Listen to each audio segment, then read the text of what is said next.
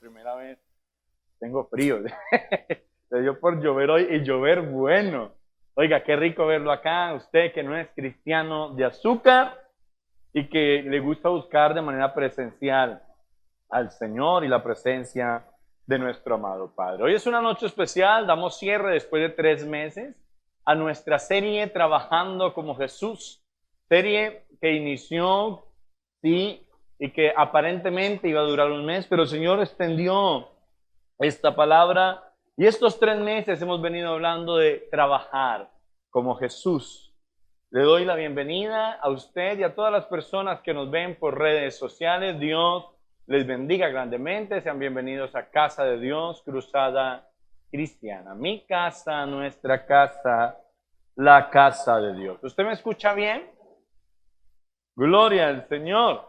Oiga, qué rico. Tengo el privilegio de cerrar la serie con un tema maravilloso que el Señor nos ha regalado para esta noche. Si la conferencia de hoy pudiese tener un nombre, se llamaría Las primeras pinceladas. Las primeras pinceladas. Y quiero introducir el tema de hoy en Mateo. Mateo, capítulo número 12, del verso 22 al 30. Mateo, capítulo número 12, del verso 22 al 30. Busque conmigo en su Biblia, por favor, y podamos juntos disfrutar de una rica porción de la Escritura. Cuando lo encuentre, dígame amén. De la misma manera puede apoyarse en nuestras pantallas.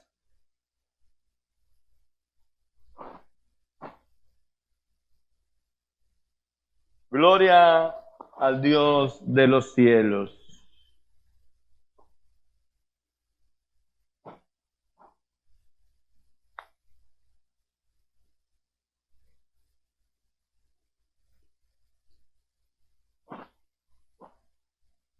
¿Ya lo tiene? Perfecto. Dice la palabra del Señor de la siguiente manera.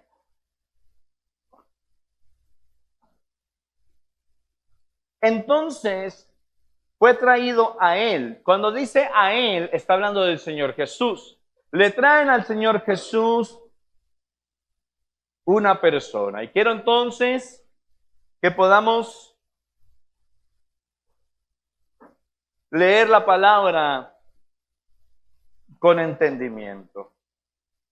Entonces fue traído a él un endemoniado, ciego y mudo. ¿Cómo era? Bueno, había una persona que estaba endemoniada según la palabra y este espíritu inmundo había cegado y había perjudicado la audición de la persona. La persona tenía una condición física, sí, que estaba provocando este demonio en él y es que la persona era ciega y muda. ¿Vamos bien o no? Y le sanó. ¿Qué hizo el Señor? ¿Qué hizo el Señor? Y le sanó de tal manera que el ciego y el mudo veía y hablaba. Yo no sé usted, pero yo estoy orando y quiero orar cada día más fervientemente por este tipo de manifestaciones, porque como iglesia creemos que el mover de Dios y del Espíritu Santo no ha cesado, que el Señor sigue tan vivo como nunca, tan poderoso como nunca, y que lo que Él hizo hace tanto tiempo lo puede volver a hacer ahora. ¿Aló? Creemos en que Él se mueve en milagros, sanidades y prodigios. Y los hijos de Dios tenemos que volver a la oración, a la intimidad, en secreto, a clamar por estas manifestaciones, para que cuando nos reunamos en la congregación, entonces podamos ver a Dios trayendo este tipo de milagros. ¿Cuántos dicen amén? Y este tipo de liberación sobre la gente. Hay gente que está enferma, sí, porque algo físico aconteció, pero hay gente que está enferma por maldición generacional, por espíritus inmundos, y el Señor puede traer libertad y sanidad. ¿Cuántos dicen amén? Entonces yo anhelo volver a ver, sí, la manifestación de Dios de tal manera que el que es mudo, es sordo, empiece a hablar, empiece a escuchar, como sucedió aquí. Que el paralítico se levante de su silla, que el cuadrapléjico se levante de su lecho. Tenemos que volver a clamar por la manifestación de Dios. ¿Cuántos dicen amén? Entonces sucede algo maravilloso. El Señor Jesús sana a esta persona, verso 23. Y toda la gente estaba atónita y decía, ¿será este aquel hijo de David? La gente estaba asombrada, sorprendida. Verso 24. Mas los fariseos al oírlo decían, este echa fuera los demonios, sino por Belcebú, príncipe de los demonios. Cuando estos fariseos, sí, que estaban en contra de Jesús, escucharon a la gente decir, ay, ¿será que este es el que había de venir? ¿Será que este es el Mesías? ¿Será que este es el hijo de David? Entonces ellos salen a desvirtuar, sí, la divinidad de Cristo, la existencia actual del Mesías, y entonces dicen, lo que pasa es que este echa fuera los demonios por Satanás. Es Satanás el que le da poder para echar fuera demonios. Y en el verso 25 sucede algo maravilloso. Dice, sabiendo Jesús los pensamientos de ellos, les dijo, todo reino dividido contra sí mismo es asolado, y toda ciudad o casa dividida contra sí misma no permanecerá. Verso 26. Y si Satanás echa fuera a Satanás, contra sí mismo está dividido, ¿cómo puede permanecer su reino? Verso 27. Y si yo echo fuera los demonios por Belcebú, ¿por quién los echan vuestros hijos? Por tanto, ellos serán vuestros jueces. Pero si yo por el Espíritu de Dios echo fuera los demonios, ciertamente ha llegado a vosotros el reino de Dios. Porque ¿cómo puede alguno entrar en la casa del hombre fuerte y saquear sus bienes si primero no le ata? Y entonces podrá saquear su casa. El que no es conmigo, contra mí es. Y el que conmigo no recoge, desparrama. Aquí viene un principio maravilloso que nos enseña el Señor, y es que una casa que está dividida contra sí mismo no va a prosperar, no va a prevalecer y no va a permanecer. Toda casa dividida va a fracasar, ¿aló? Va a fracasar, ¿sí? Entonces, hay que escudriñar un poco la Escritura y entender lo que el Señor nos enseña a través de este maravilloso pasaje. Si una casa dividida contra sí no prospera, entonces podemos decir que una de las estrategias más usadas por el enemigo contra la iglesia es la división. Si hay algo que el enemigo usa para que la iglesia de Cristo no prospere, para detener el avanzar de una iglesia que trabaja como Jesús, es la división. Cuando una iglesia se levanta y sus miembros empiezan a trabajar como Cristo, es cuando más fuerte el enemigo ataca y arremete porque quiere detener ese avanzar. Y una de las estrategias más usadas es la división. Divide y vencerás, ¿sí? Es una de las estrategias más usadas por el enemigo. Pero entonces, esta noche, a través de esta conferencia, el Señor me llevaba a preguntarme, ¿a quién usa el enemigo para dividir la iglesia? Y yo quiero no que usted me responda, pero sí que piense por un instante. ¿A quién usa más comúnmente el enemigo para dividir la iglesia? Jesús dice, una casa dividida contra sí misma no va a prosperar. Es loco decirlo, pero no podemos hacernos los de la vista. ¿Cómo es que se hace la vista? Gorda, ¿cierto? Yo iba a decir la vista ciega, no. No podemos hacernos los de la vista gorda. Tenemos que reconocer que a quien más usa el enemigo para dividir la iglesia es a la misma iglesia. Es triste, pero a quien más usa el enemigo para dividir la iglesia es a los mismos miembros de ella. Porque recuerde que usted y yo somos la iglesia. Al que más usa el enemigo, los que más nos dejamos usar por el enemigo para que la iglesia sea dividida, somos nosotros mismos como iglesia. Y esto tiene que parar. Tenemos que levantarnos y entrar en cordura. No podemos seguir permitiendo que Satanás meta la mano en la iglesia de Cristo. No podemos seguir permitiendo que nuestros actos, pensamientos, declaraciones y omisiones sigan dividiendo la iglesia de Jesús. Los más usados son los miembros de la iglesia. ¿Y qué arma usa el enemigo para poder usar a los miembros de la iglesia? ¿Cómo así, pastor? Claro, hay que entender que si usted es iglesia, pues usted tiene el Espíritu Santo. ¿Y cómo puede el enemigo manipular a alguien lleno del Espíritu Santo? Pues muy sencillo, no puede. Entonces, para poder manipular a alguien que está lleno del Espíritu Santo, primero tiene que provocar que esa persona se aleje del Espíritu Santo.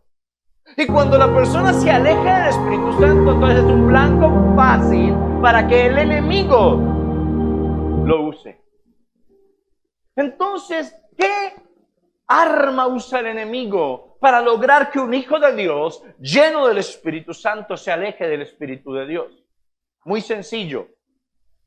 La fragmentación del Hijo de Dios. Si hay algo que el enemigo usa para que usted se aleje del Espíritu Santo, es la fragmentación suya. Es decir, el enemigo arremete contra mí hasta que me fragmenta.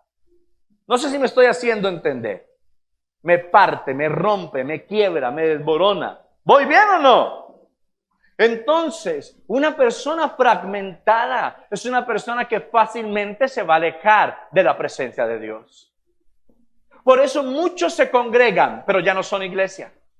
Por eso muchos se congregan, pero ya no tenemos al Espíritu Santo en nosotros. Porque no nos hemos dado cuenta que permitimos que el enemigo nos fragmentara. Y hay en nuestro corazón una serie de cosas que nos alejan del Espíritu Santo. ¿Cómo lo logra? Dañándote y dañándome. Usa diferentes artimañas para dañar tu corazón, para dañar tu vida, para atacar tu fe, para lograr fragmentarte. ¿Y cómo lo hace? Muy sencillo, de adentro hacia afuera. Hay gente cristiana que nunca ha tenido un accidente automovilístico, no ha llegado ni a caer de la cama, nunca le ha pasado nada, su cuerpo está intacto, no ha necesitado ni una sola refacción, es más, pasa de los 30 y hasta las rodillas están buenas, sorprendente.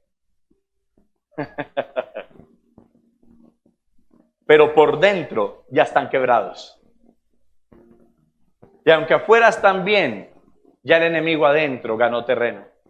Y poco a poco nos está apartando del Espíritu Santo. Cuando usted y yo empezamos a contristar al Espíritu Santo tan de seguido, tiene que ser una alarma. Algo dentro de nosotros está pasando. Entonces el enemigo viene a fragmentarnos a través de daño, de adentro hacia afuera. Ataca mi salud mental, mi salud espiritual. Ataca mi alma, ataca mi espíritu, ataca mis emociones. Aló. Y así logra fragmentarme. ¿Por qué, pastor? Porque un miembro de la iglesia sano trabaja como Jesús.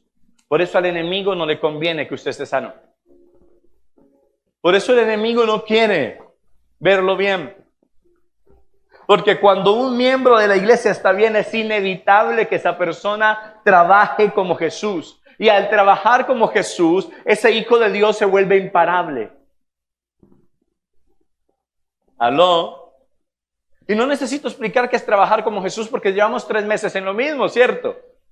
Pero cuando hablo que un miembro sano de la iglesia trabaja como Jesús, es una persona que tiene su corazón sano, es una persona que se vuelve un padre espiritual, que es un buen hijo espiritual, que gana a otros, que los discipula, los consolida, se invierte en ellos, ¿aló? Y expande el reino de Dios, que habla bien, que viste bien, ¿aló? Que es reflejo de Cristo para el mundo. Entonces el enemigo no quiere eso. Y por eso te va a dañar. Una vez alguien decía, es que yo hice un trato con el diablo. El diablo sabe que si él me deja quieto, entonces yo lo dejo quieto. Entonces, si usted me invita a reprender, no, yo no reprendo al diablo porque él y yo tenemos un trato. Si él me deja quieto, yo lo dejo quieto. Ese trato es del infierno, ¿sabe? Por ahí alguien muy sabio, un apóstol creo, decía que si alguien no está siendo atacado por el enemigo es porque posiblemente ya lo tiene en sus garras. Los ataques van a venir. El Señor Jesús dijo, en el mundo tendréis aflicción. Aquí lo bueno es que yo ya vencí al mundo, dijo el Señor. Entonces hay que entender que el diablo no te quiere ver bien. ¿Cuántos han tenido esos disque amigos, entre comillas, o disque familiares, que cuando lo ven bien a usted, algo se inventan para desequilibrarlo? ¿No han tenido gente así cerca? El único salado he sido yo. Sí, no le pasa sino al pastor. Usted compra una moto y se va a matar en esa moto. O usted le cuenta que se va a comprar una moto, compre una bien vieja porque hoy no lo roban. No lo quieren ver progresar. Y lo ven bien y tratan de meterle zancadilla. Lo ven bien con su esposa y le dicen, ¿por qué es el primer año de casados? Espere que pase el segundo. Lo ven bien en su trabajo y le dicen, escoba nueva, barre bien, espere y verá. Lo ven bien en la iglesia y le dicen, yo empecé así y míreme cómo estoy. ¿Usted va a quemar?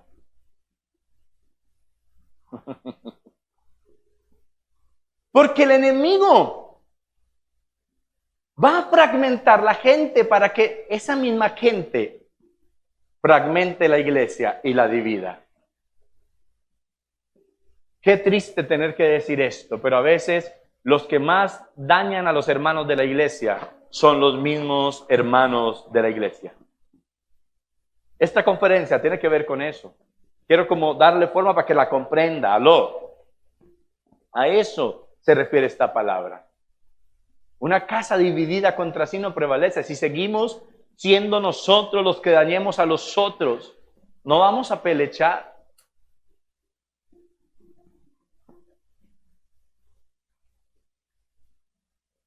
¿Y cuándo un hermano ataca a otro? Cuando se dejó fragmentar. Ahora sí tiene sentido lo que estoy predicando. Entonces vemos gente que ataca a los que se están levantando en la iglesia. Vemos gente que fue líder, ya no lo es, y al que se está levantando lo atacan a matarle sus sueños. Vemos gente que mata los sueños de otros. En la misma iglesia. Traiciona la confianza, lo ataca, se inventa un chisme, un bochinche, porque ya están fragmentados. ¿Debería pasar en la iglesia?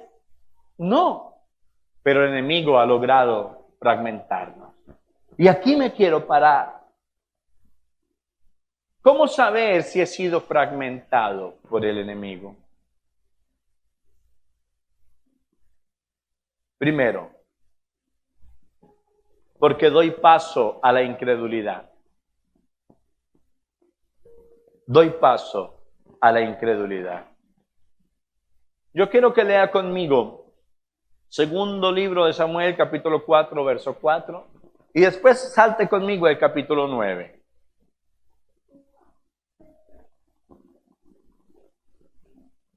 Cuando lo encuentre, dígame amén. Dice el verso 4 del capítulo 4 del segundo libro de Samuel de la siguiente manera. Y Jonatán, hijo de Saúl, tenía un hijo. ¿Y cuál era su condición? Era lisiado de los pies. Tenía 5 años de edad cuando llegó de Jezreel la noticia de la muerte de Saúl y de Jonatán. Y su nodriza le tomó y huyó, y mientras iba huyendo apresuradamente se le cayó el niño y quedó cojo. Su nombre era Mefiboset. Salta al capítulo 9, por favor, de segunda de Samuel.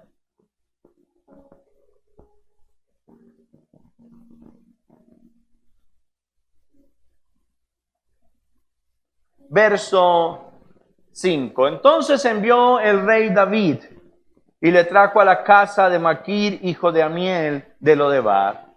Y vino Mefiboset, hijo de Jonatán, hijo de Saúl, a David, y se postró sobre su rostro e hizo reverencia, y dijo David, Mefiboset, y él respondió, he aquí tu siervo. Y le dijo David, no tengas temor, porque yo a la verdad haré contigo misericordia por amor de Jonatán tu padre, y te devolveré todas las tierras de Saúl tu padre, y tú comerás siempre a mi mesa. Verso 8. Y él, inclinándose, dijo: ¿quién es tu siervo para que mires a un perro muerto como yo?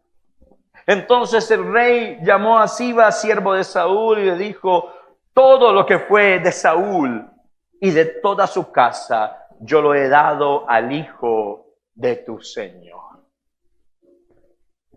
Cuando una persona es fragmentada, lo primero que llega a la vida de esa persona es la incredulidad. David llama a Mefiboset. Mefiboset ya tenía una condición. Su nodriza, por salvarlo, lo deja caer sin intención y él queda lisiado de sus piernas. ¿Por qué lo salva la nodriza? Porque ya había muerto su abuelo, que era rey, y había muerto el príncipe, había muerto Jonatán, y entonces culturalmente usted tiene que saber que cuando estaban en conquista de un reino mataban a todos los herederos, para que no fuera que creciendo después vinieran a hacer motín, a levantarse y a recuperar el reino. Entonces la nodriza tuvo miedo y por hacer un bien toma a este joven, este niño, se lo lleva, pero se le cae en la premura y el niño queda lisiado. Después Dios trae al corazón de David hace memoria de aquel pacto con Jonatán, ¿sí? Y entonces quiere honrarlo y alguien le dice: aún queda uno de la casa de David, se llama Mefiboset, vive en Lodebar. Recuerde que Lodebar era lo último, lo peor. ¿Sí lo recuerda o no? Y entonces David le manda a llamar y le dice: Mefiboset, aquí estoy, no tengas temor, yo voy a hacer misericordia.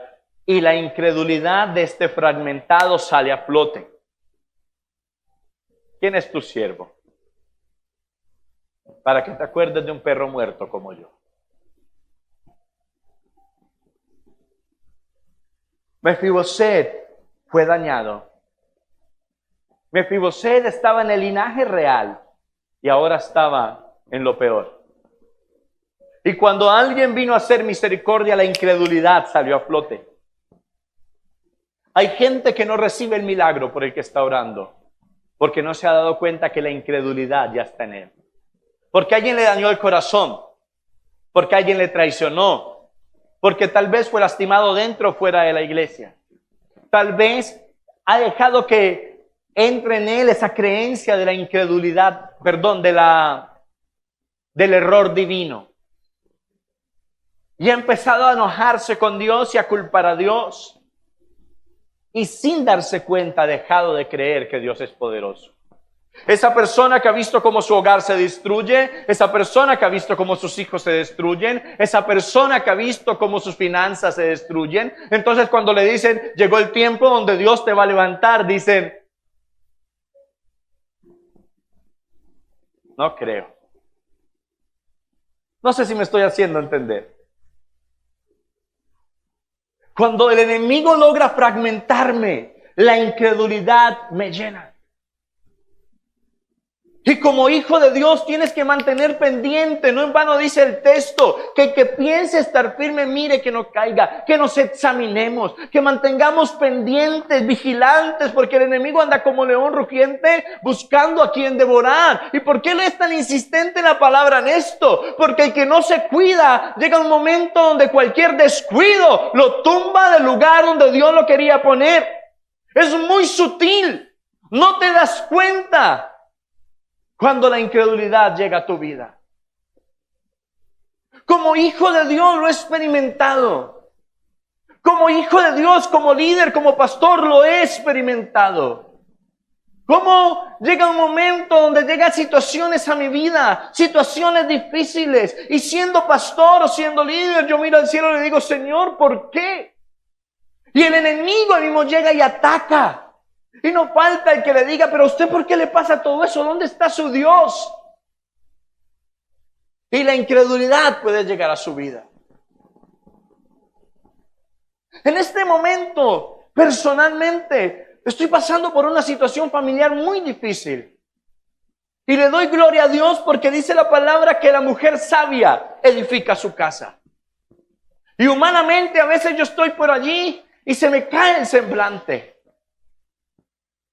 Porque me acuerdo de algo, porque me llaman, porque entran llamadas y lo perturban. Y mi esposa se acerca y me dice: tranquilo, mi amor, tú sabes que Dios está contigo. Y esa simple palabra es suficiente para entender que si yo me descuido, la incredulidad va a llegar a mi vida y el enemigo me va a fragmentar. Y entonces yo oro y le digo al Señor, esto es difícil, pero si tú permitiste que vinieras es porque tú crees que yo puedo soportarlo. Porque la palabra dice que fiel es Dios y no permitirá que vengas carga que yo no pueda soportar. Y es tan fiel que pone la puerta para que yo pueda huir de ello. Pero muchos hemos permitido que la incredulidad entre. Oramos por un milagro, pero en el fondo es como si supiéramos que nada va a pasar. Ya hay incredulidad. Metemos una hoja de vida, pero como que creemos, como que sentimos que no nos van a llamar. Ya hay incredulidad. Alguien nos pide perdón porque necesitamos ser restaurados, pero es como si en el fondo dijéramos, esta persona no se arrepintió y no creemos mucho porque ya hay incredulidad.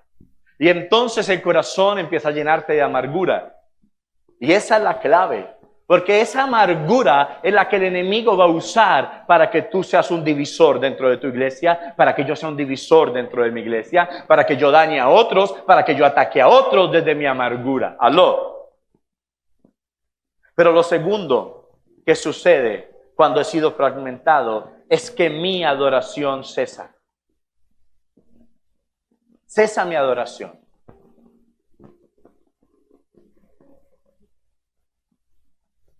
Ya no adoro a Dios de la misma manera. ¿Por qué? Porque he permitido que el dolor me embargue.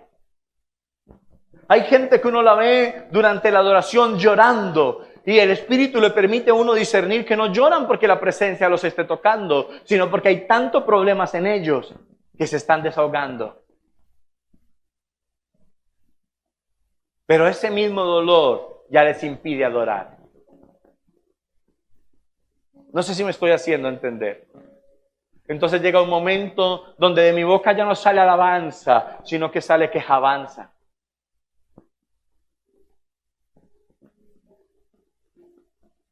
Y empieza a salir, a manifestarse esa amargura que ha entrado a mi corazón. Llega un momento donde ya no adoro al Señor. ¿Cómo se nota una persona que ya no adora al Señor? Aquellos que servían y ya no sirven. Porque el servicio es una de las manifestaciones más grandes de adoración y de amor hacia el Señor. Pastor, ¿me está tirando? No, de pronto la palabra le está hablando.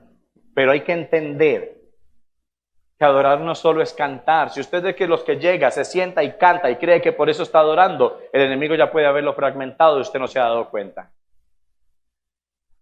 Si ya yo no le rindo mi vida completa al Señor, que es una de las manifestaciones más grandes de adoración, yo ya no adoro, ya fui fragmentado.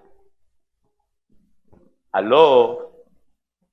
Si usted dice que adora, pero viene a la iglesia una vez cada 20 años, ¿qué tipo de adoración le rinde usted al Señor?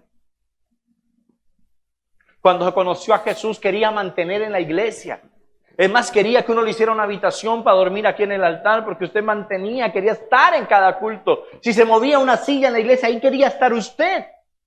Pero hoy por hoy le adolece estar en la iglesia. Cuando conoció al Señor, usted llegaba cansado de su trabajo y a veces sin cenar, sin cambiarse salía, porque había un fervor en usted por venir a rendirse. Hoy hasta con tiempo llega, pero no le dan ganas de venir. Porque la adoración ha cesado. No sé si me hago entender. Ha cesado la adoración. Usted le decía a su pastor, pastor, haga devocionales los 7 días de la semana porque yo quiero estar metido con el Señor. Hoy hacemos 2 cada semana y usted no se conecta. Porque la adoración ha cesado.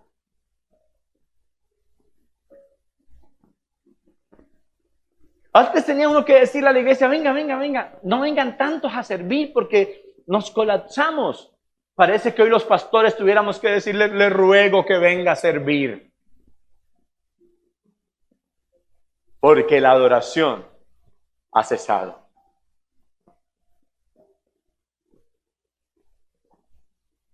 Y la causa es que nos hemos dejado fragmentar. El enemigo atacó la economía y eso hizo que tú y yo dejáramos de adorar. Atacó el área sexual y eso hizo que tú y yo dejáramos de adorar. Atacó la salud nuestra o de nuestra familia y eso hizo que tú y yo dejáramos de adorar.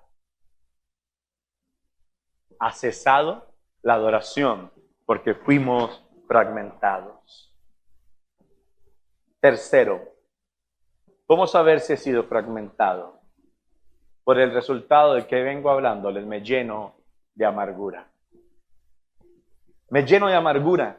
Hay gente que sirve en la iglesia, y esto lo digo con mucho respeto, no pasa en casa de Dios. Hay gente que sirve en la iglesia y a uno como pastor le dan ganas de acercarse y decirle, hágame un favor, no sirva más. Pastor, sí, porque uno le ve la cara y uno se desanima. Coge la silla para limpiarla y parece que la fuera a partir, la voltea, la tira, le hace. Y con esa cara de limón agrio, uno hasta miedo le da acercarse. Uno dice, me le acerco y me clava la silla en la nuca. Porque sirven con amargura. Sirven, pero no hay deleite en ello. Asisten a lo que la iglesia programa, pero todo es un problema, todo es una pelea, todo es un rogar. ¿Por qué? Porque hay amargura, porque fuimos fragmentados. ¿Para cuántos hace sentido lo que estamos predicando? La amargura es peligrosa. Y entonces, desde la amargura de mi corazón, ahora sí, el enemigo me usa para dividir mi iglesia, para crear rencilla entre hermanos, para levantar falso testimonio, para chismear con mis consiervos, para atacar a uno o a otro, porque la amargura es la que habla por mí. He sido fragmentado y el enemigo me está usando para dividir. Divide y reinará. Pastor, ¿pero qué puedo hacer para salir de allí?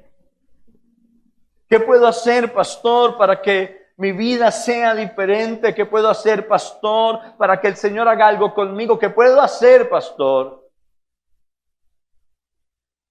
¿Qué puedo hacer? Dejarte restaurar.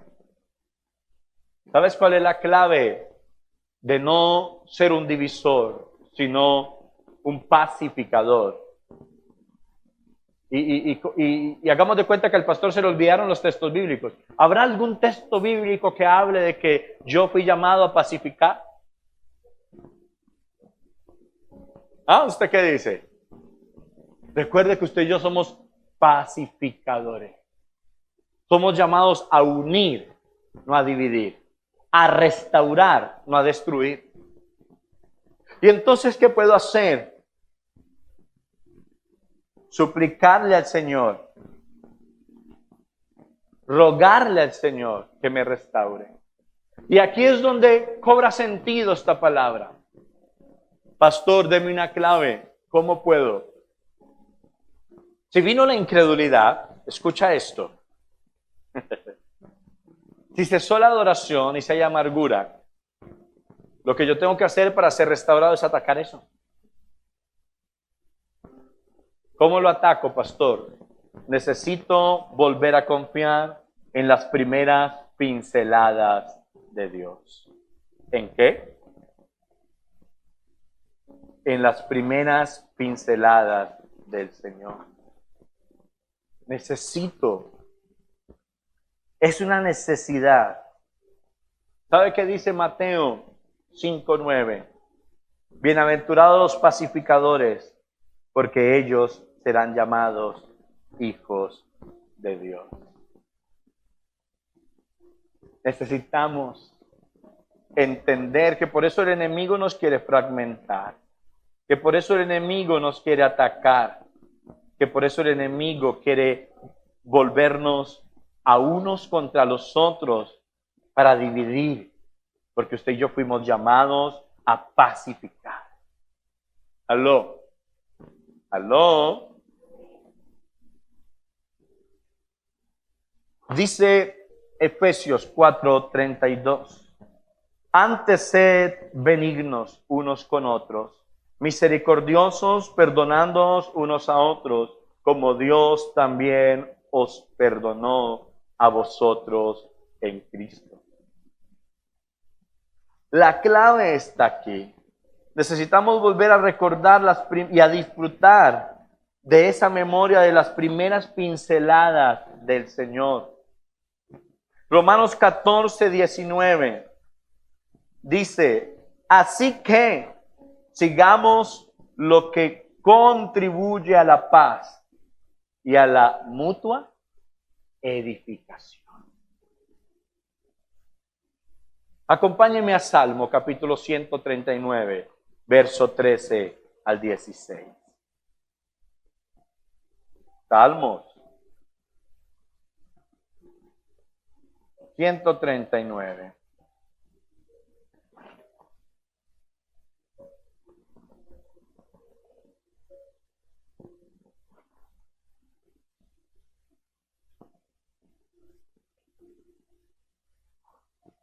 Cuando lo encuentre, dígame amén.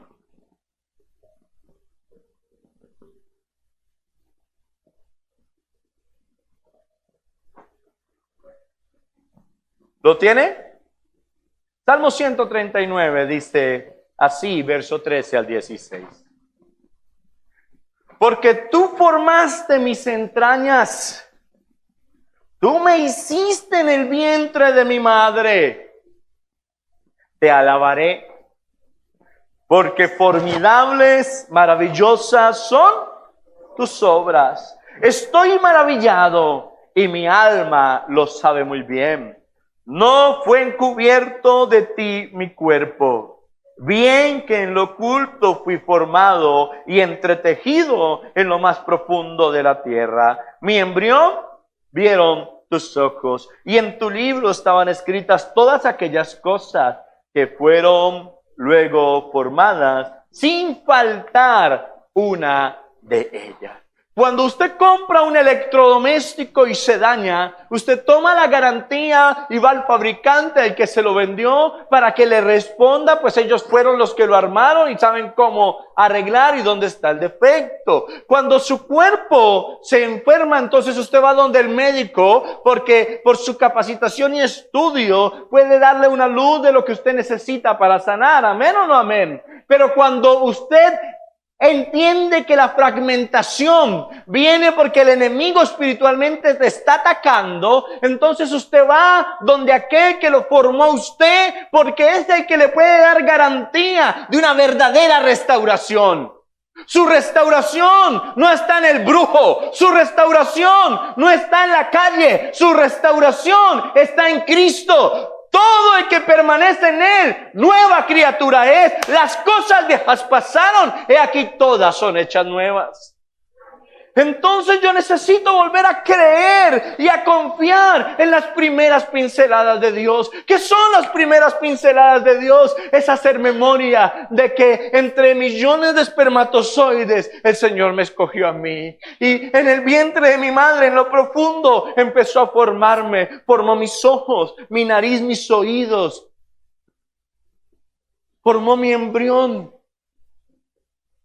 Él trabajó en mí. Él se invirtió en mí. Yo fui importante para el Señor y lo sigo siendo. Cuando yo empiezo a recordar que las primeras pinceladas de este ser lo dio el Señor, entiendo que Él tiene el poder para restaurarme si he sido dañado, para restaurarme si he sido fragmentado. Cuando yo entiendo que el que hizo las galaxias, el que hizo el universo, el que hizo la tierra, fue el mismo que me hizo a mí, entiendo que en Él hay poder suficiente para sostenerme, ya que Él me hizo.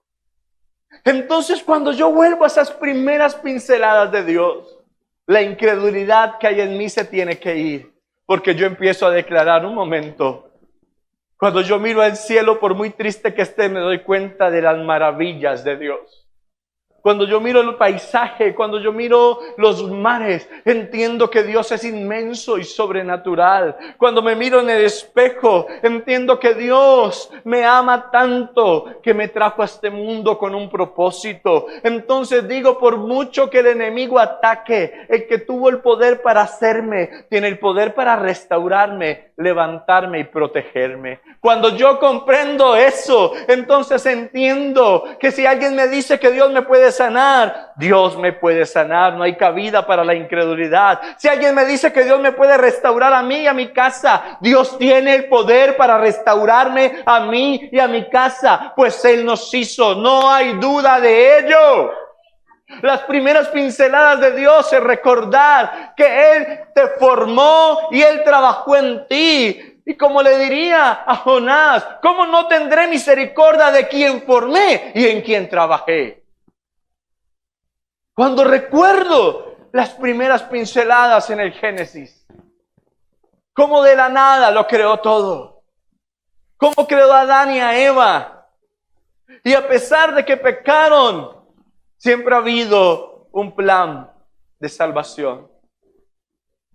¿Cómo no creer que Él me puede restaurar si cuando yo estaba mal, aún así me llamó a su presencia? Cuando nadie daba un peso por mí, aún así me levantó. ¿Cómo no creer que Él tiene el poder? ¿Cómo no creer que Él lo puede hacer? ¿Cómo no creer que Él me puede levantar? Debo tener fe en las primeras pinceladas de Dios. ¿Por qué, pastor? Porque el que lo hizo, lo puede volver a hacer. El que lo hizo algún día, el que lo hizo hace tanto, el que lo hizo contigo, lo puede volver a hacer. Yo no sé por qué problema estás pasando. Yo no sé si es un problema familiar o personal. Yo no sé si es tu área sexual, sentimental, emocional. Pero de lo que estoy seguro es que por mucho que el enemigo te haya fragmentado, si tomas tu corazón aunque esté en pedazos y lo entregas en las manos de Dios, el que lo hizo en primera instancia, lo puede volver a hacer. Él puede. Yo sé que lo hará otra vez. El que te dio el ministerio la primera vez, aunque ahorita no estés ministrando, si buscas su restauración, Él te lo puede volver a dar.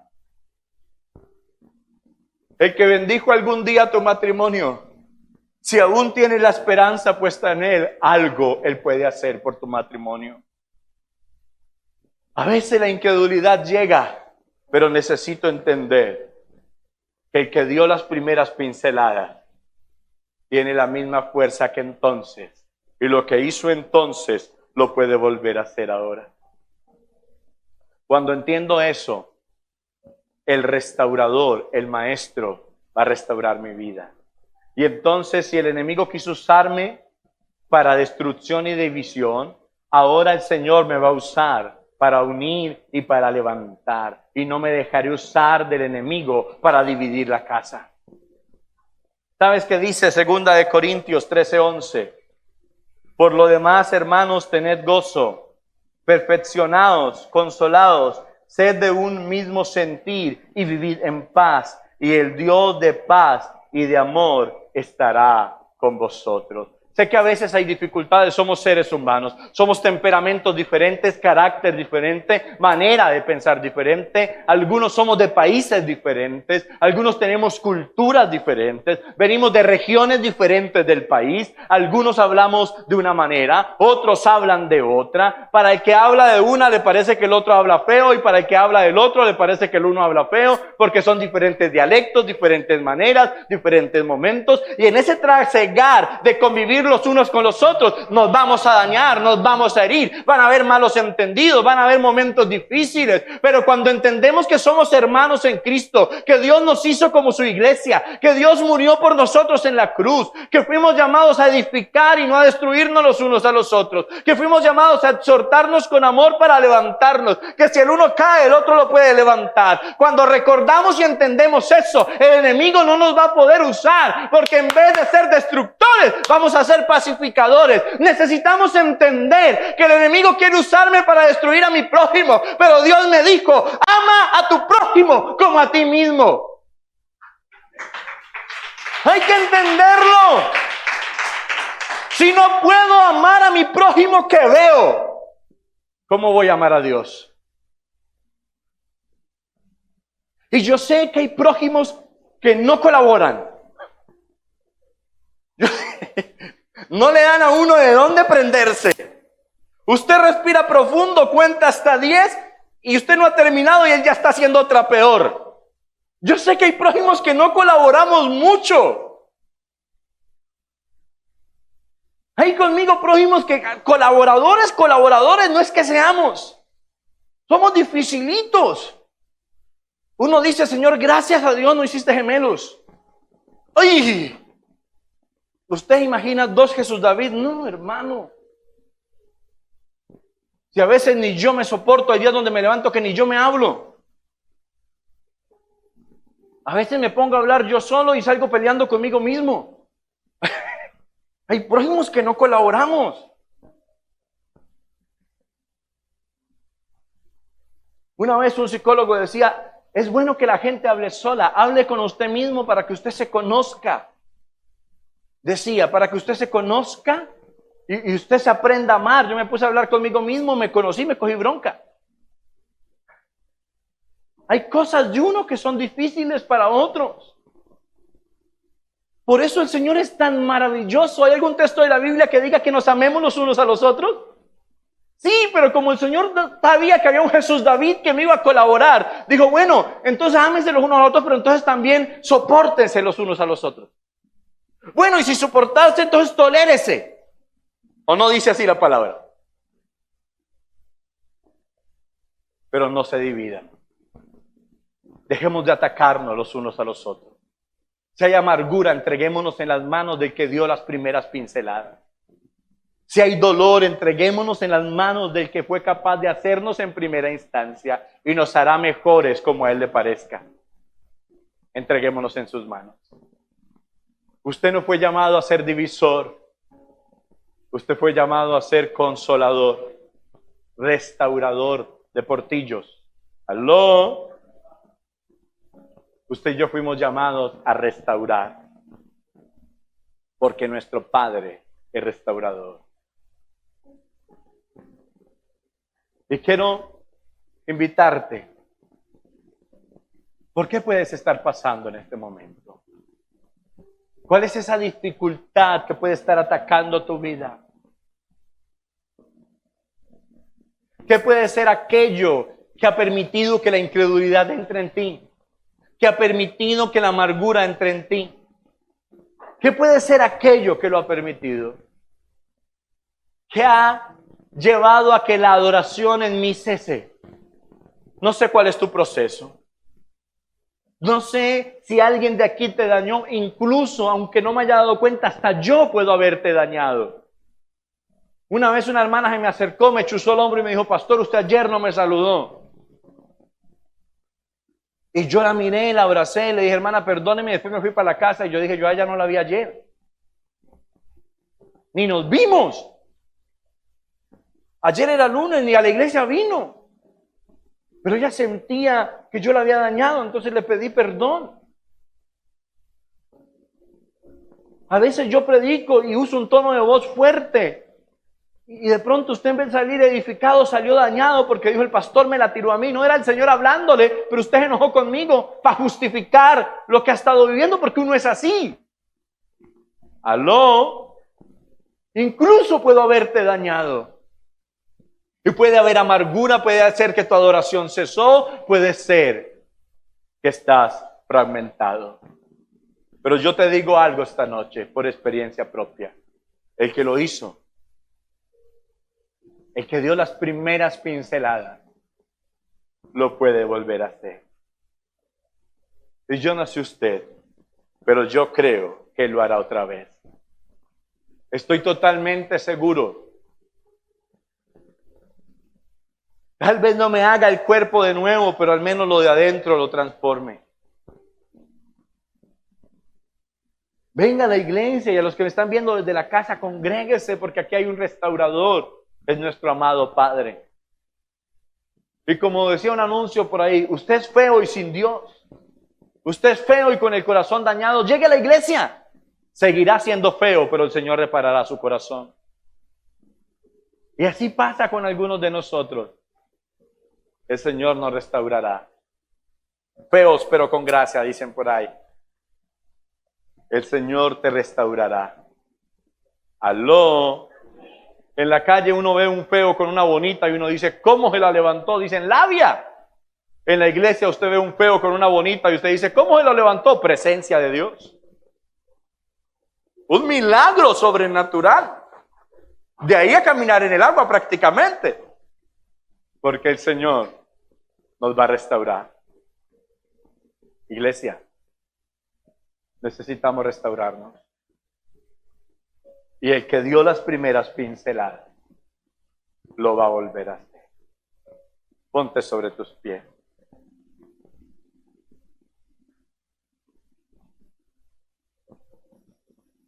Señor, sé que lo harás otra vez.